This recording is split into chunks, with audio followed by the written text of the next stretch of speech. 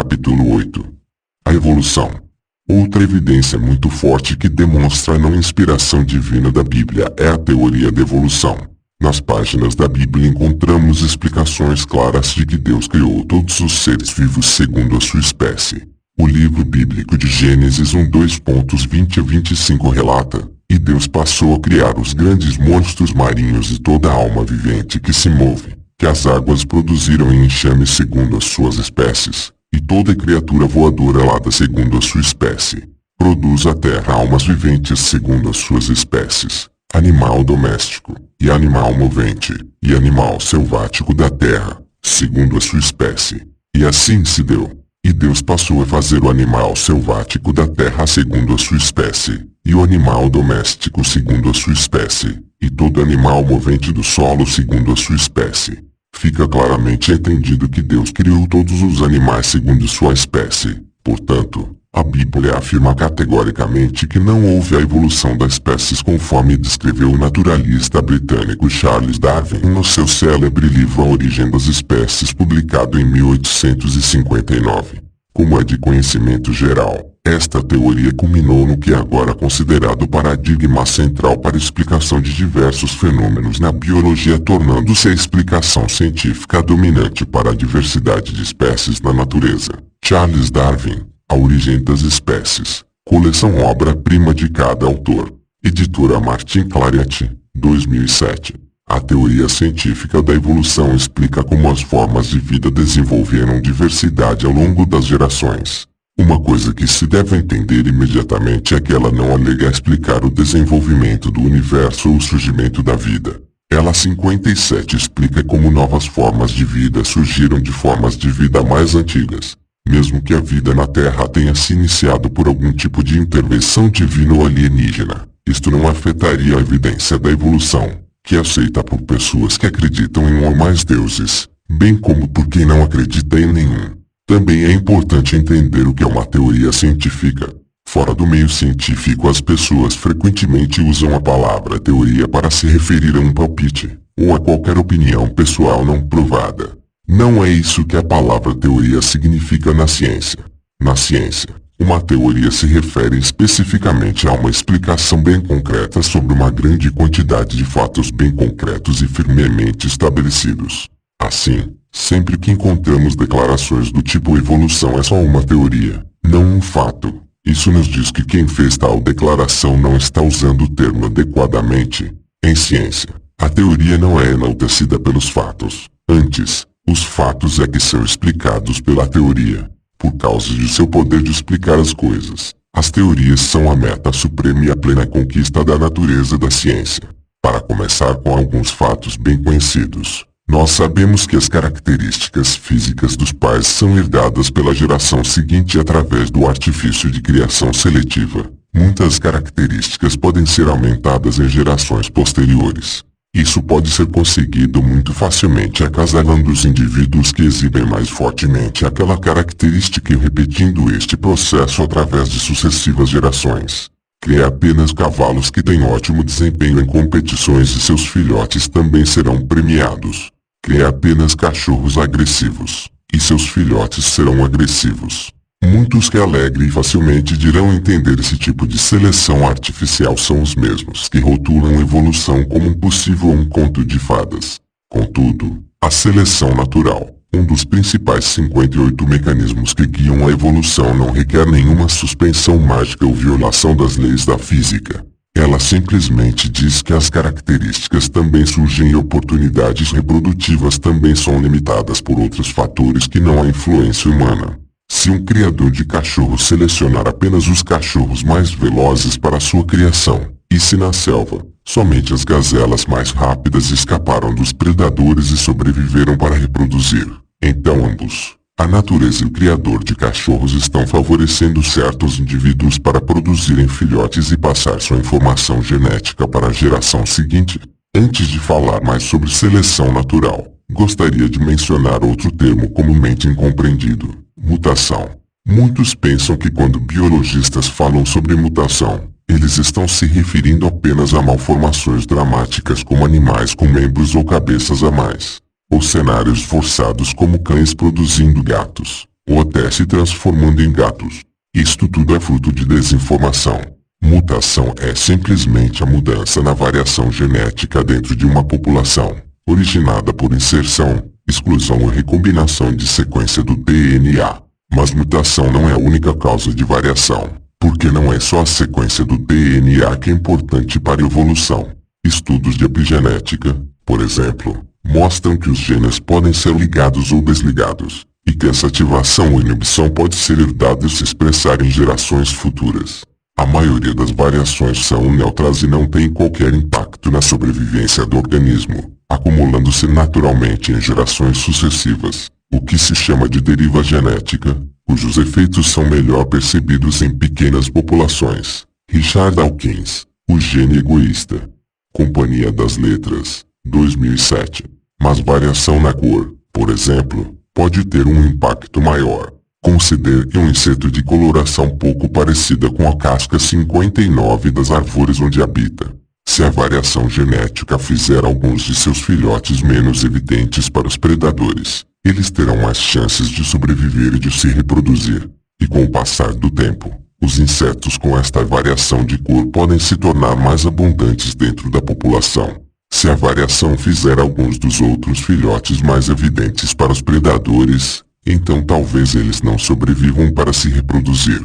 E essa variação pode desaparecer ou ser suprimida pela seleção natural. Muitos que não entendem a evolução tentam descrevê-la como puro acaso. Mas não foi por acaso que camuflagem, cascos, pétalas, antenas, barbatanas, asas, olhos e raízes evoluíram no mundo natural. Todas estas características físicas tiveram funções específicas na contribuição para o sucesso reprodutivo de diferentes organismos. E fica óbvio que se os organismos que exibem essas características se reproduzirem, eles perpetuarão sua informação genética, incluindo a informação responsável pela característica para a próxima geração. Mas não é verdade que toda característica de um organismo tem que ser vantajosa. Por exemplo, características que não trazem nenhuma vantagem ainda podem ser favorecidas se estiverem associadas a outra que traz. Quando se trata de características vantajosas, não existe um tamanho único. Tamanho pode ser uma grande vantagem para um leão marinho que quer dominar seus rivais, mas seria uma considerável desvantagem para um macaco-aranha, que está adaptado para movimentar-se agilmente pelas árvores. De novo, não é por acaso que o leão marinho evoluiu para ser enorme e o macaco-aranha evoluiu para ser esbelto e ter membros tão esguios. Esses atributos físicos os ajudam nos seus respectivos ambientes e meios de vida para sobreviver e competir para se reproduzirem.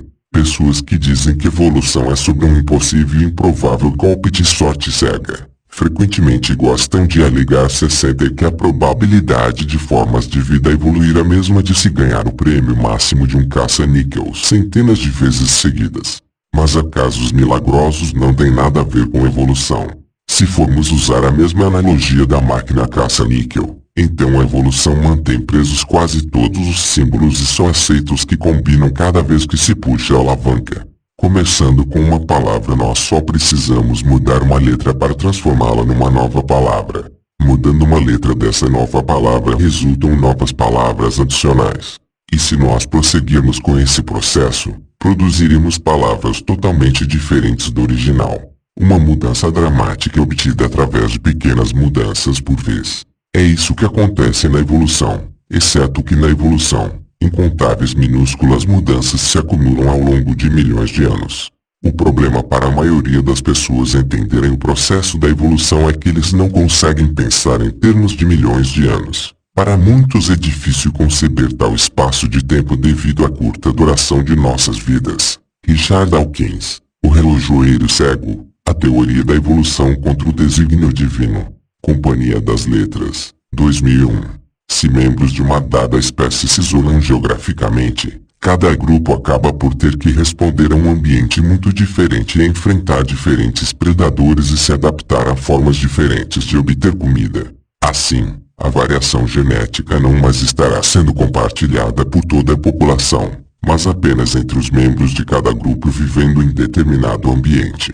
Desta forma, A deriva genética e a seleção natural podem fazer com que surjam duas espécies distintas que, passando um certo período de tempo, não são mais tão próximas a ponto de ser possível se reproduzir entre si. A teoria da evolução não diz que organismos de uma espécie de repente passam a produzir organismos de outra espécie. Cães 61 não produzem gatos e organismos individuais não mudam de espécie. Um macaco não se torna um ser humano. Há um mal-entendido comum sobre como a evolução nos liga aos macacos, que é revelado pela clássica pergunta que a maioria faz se os humanos evoluíram dos macacos, porque ainda existem macacos. Em primeiro lugar, os humanos não evoluíram dos macacos que vemos hoje. Humanos e macacos modernos compartilham um ancestral comum, semelhante a um macaco, mas diferente de ambos.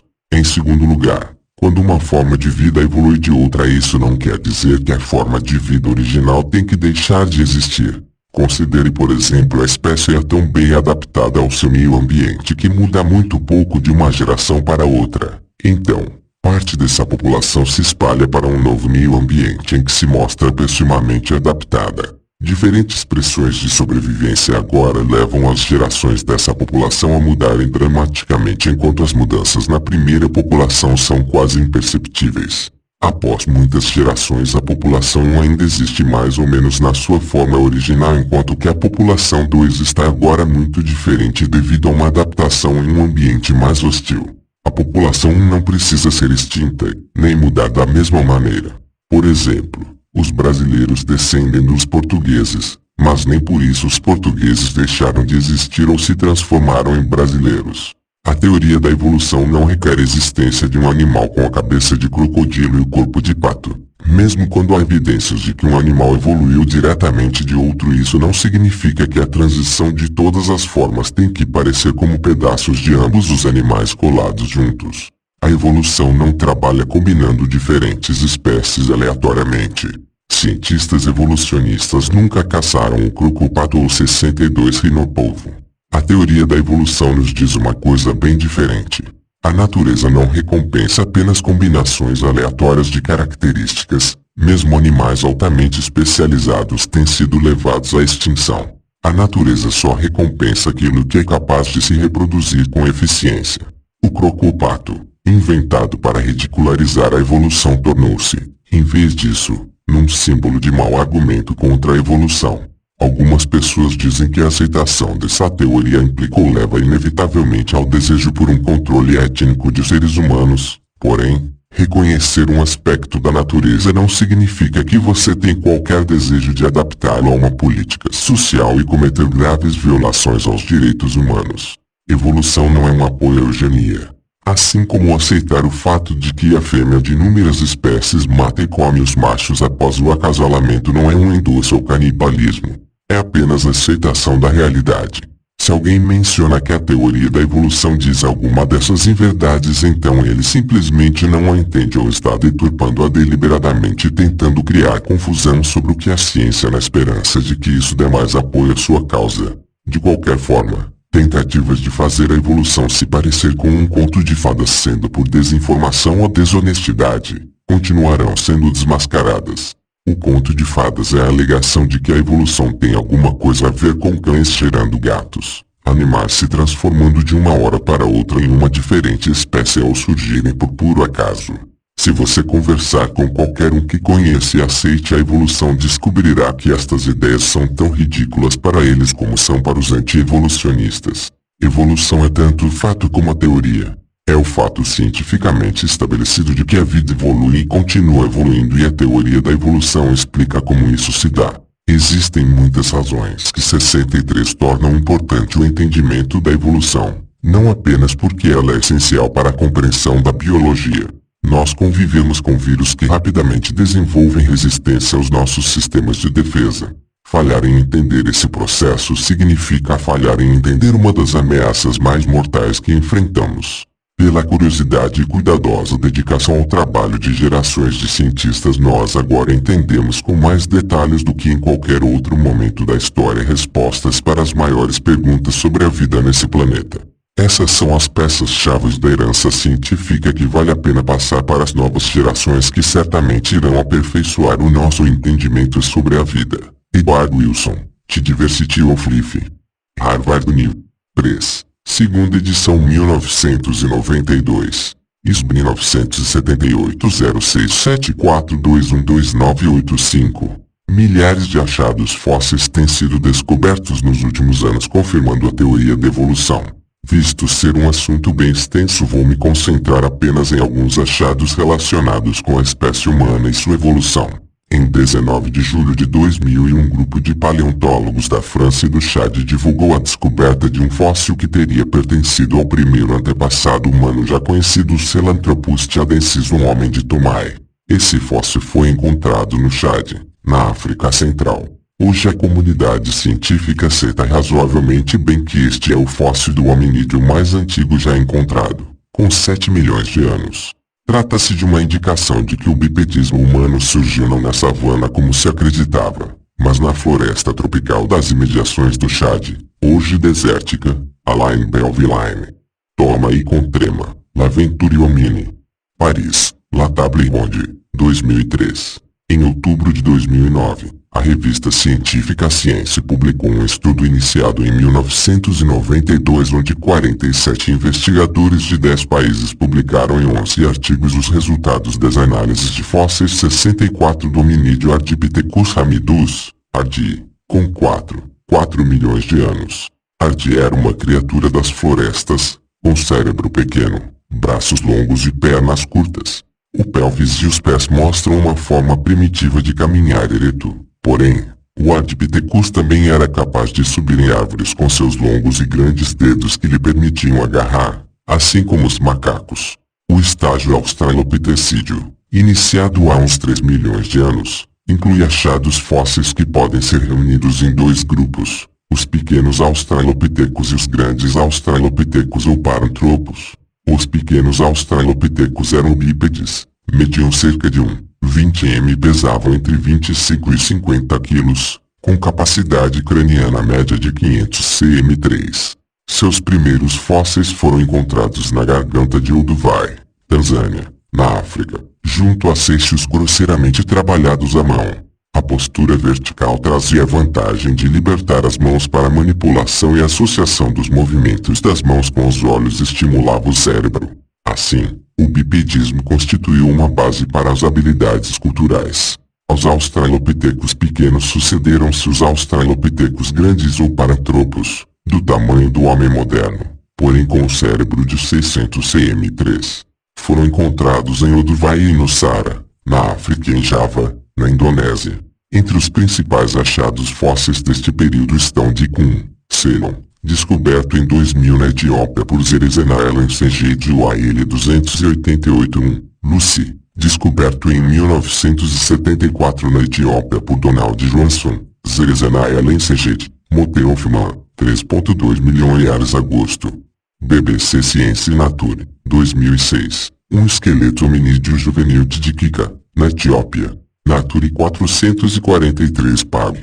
296-301. Depois dos australopitecos, os fósseis encontrados foram classificados como pertencentes ao estágio Pithecanthropoid. Os primeiros Pithecanthropus ou Homo erectus datam de aproximadamente 500 mil anos e foram descobertos em Java 65, Indonésia, Pequim, China, Edinburgh, Alemanha, Tenerife, Marrocos, Olduvai, Tanzânia, e na Hungria. Viveram na segunda fase interglaciária e seu cérebro possuía capacidade craniana média de 0,000 cm3. Os Pithecanthropus conheciam o fogo, fato que lhes permitia habitar em cavernas e prolongar o período das atividades, antes limitado pelo cair da noite. Nas cavernas onde moravam, inclusive em lugares muito frios como na Europa, foram encontradas boas quantidades de carvão acumuladas, indicando que várias gerações deles acendiam fogueiras. Eram carnívoros, andarilhos e praticavam a caça de rastreio, proporcionando luz para habitar as cavernas, calor para enfrentar climas mais frios e um método para preservar a carne. O fogo representou uma grande revolução na cultura dos hominídeos, e com sua ajuda, provavelmente iniciaram a migração pelo planeta, visto que os hominídeos do estágio Pithecanthropoides só não foram encontrados na América e na Austrália. Os neandertais viveram entre 100.000 e 40.000 anos atrás e possuíam uma capacidade cerebral próxima à do homem moderno. Eles poderiam ser descritos como possuidores de uma caixa craniana moderna e uma face próxima à dos pitecantropos. Talhavam a pedra com perfeição e praticavam ritos funerários enterrando seus mortos. Descobriu-se que um esqueleto dessa espécie, desenterrado em Shanidar, fora recoberto com 8 espécies diversas de flores. Ora, isso demonstra a existência de ritos conscientes, além de uma vida social organizada tal qual a das tribos primitivas de Homo sapiens sapiens. Os esqueletos sucessivos aos neandertais são denominados de Cro-Magnon ou Homo sapiens sapiens. Foram encontrados numa localidade da França que lhes deu o nome, há cerca de 35.000 anos, no Paleolítico Superior. O uso de instrumentos de caça provavelmente ativou o desenvolvimento do cérebro e a redução 66 das mandíbulas e dos dentes até então usados como ataque e defesa. O homem de Cro-Magnon é o nosso antepassado direto. Vestido como um homem atual, ele seria indistinguível nas ruas das cidades. Possuía estatura elevada e capacidade craniana de 1500 cm3 em média. Desenvolveu a linguagem articulada. Fazia instrumentos especializados para a caça e a pesca e criou a arte rupestre e a escultura. A complexidade do cérebro humano, no entanto, levou estes primeiros homens a perceber que era possível interferir na produção tanto das plantas quanto dos animais de que tanto precisavam para se alimentar. A experiência de geração após geração acabou por levar o homem a descobrir a agricultura e a domesticação dos animais. Foi um passo decisivo para a transformação das sociedades primitivas. Como vimos até agora, os registros fósseis são uma prova consistente de que nosso planeta já abrigou espécies diferentes das que existem hoje. Esses registros são uma forte evidência da evolução porque nos fornecem indícios de parentesco entre estes e os seres viventes atuais ao observarmos, em muitos casos, uma modificação contínua evidente das espécies. Adaptação. Capacidade do ser vivo em se ajustar ao ambiente é outra evidência, uma vez que, por seleção natural, indivíduos portadores de determinadas características vantajosas, como a coloração parecida com a de seu substrato, possuem mais chances de sobreviver e transmitir a seus descendentes tais características. Assim, ao longo das gerações, determinadas características vão se modificando, tornando-se cada vez mais eficientes. Como exemplos de adaptação por meio da seleção natural temos a camuflagem e o mimetismo. As analogias e homologias também podem ser consideradas como provas da evolução baseadas em aspectos morfológicos e funcionais, uma vez que o estudo comparativo da anatomia dos organismos mostra a existência de um padrão fundamental 67 similar na estrutura dos sistemas de órgãos. A ciência tem encontrado cada vez mais evidências de que as espécies se originaram de um tronco único, por isso possuem estruturas tão fundamentalmente semelhantes. As estruturas análogas desempenham a mesma função, mas possuem origens diferenciadas, como as asas de insetos e asas de aves. Estas, apesar de exercerem papéis semelhantes, não são derivadas das mesmas estruturas presentes em um ancestral comum exclusivo entre essas duas espécies. Assim, a adaptação evolutiva a modos de vida semelhantes leva organismos pouco aparentados a desenvolverem formas semelhantes, fenômeno este chamado de evolução convergente. A homologia se refere a estruturas corporais ou órgãos que possuem origem embrionária semelhante, podendo desempenhar a mesma função, nadadeira de uma baleia e nadadeira de um golfinho, ou funções diferentes, como as asas de um morcego e os braços de um humano, nadadeiras peitorais de um golfinho e as asas de uma ave. Essa adaptação a modos de vida distintos é a denominada evolução divergente. Os órgãos vestigiais são estruturas pouco desenvolvidas e sem função expressiva no organismo, como o apêndice vermiforme e o cóccix, indicando que estes órgãos foram importantes em nossos ancestrais remotos e por deixarem de ser vantajosos ao longo da evolução, regrediram durante tal processo. Estes órgãos podem também estar presentes em determinadas espécies e ausentes em outras, mesmo ambas existindo em um mesmo período. A evidência molecular nos mostra a semelhança na estrutura molecular de diversos organismos, sendo que, quanto maior as semelhanças entre as sequências das bases nitrogenadas dos ácidos nucleicos ou quanto maior a semelhança entre as proteínas destas espécies, maior o parentesco e, portanto, a proximidade evolutiva entre as espécies. 68 É digno de nota que as recentes pesquisas genéticas têm demonstrado que o código genético do ser humano é muito semelhante ao do chimpanzé. 98. 7% do código genético do homem é igual ao do chimpanzé e a semelhança com os outros primatas chega a 98. 3%. Assim, a teoria da evolução reúne uma série de evidências e provas que a faz ser irrefutável até o presente momento. Portanto, se a Bíblia fosse realmente inspirada por Deus, com certeza teria um relato mais coerente com as recentes descobertas científicas sobre a evolução das espécies. O relato bíblico sobre a criação é totalmente incoerente com as inúmeras evidências apresentadas pela ciência.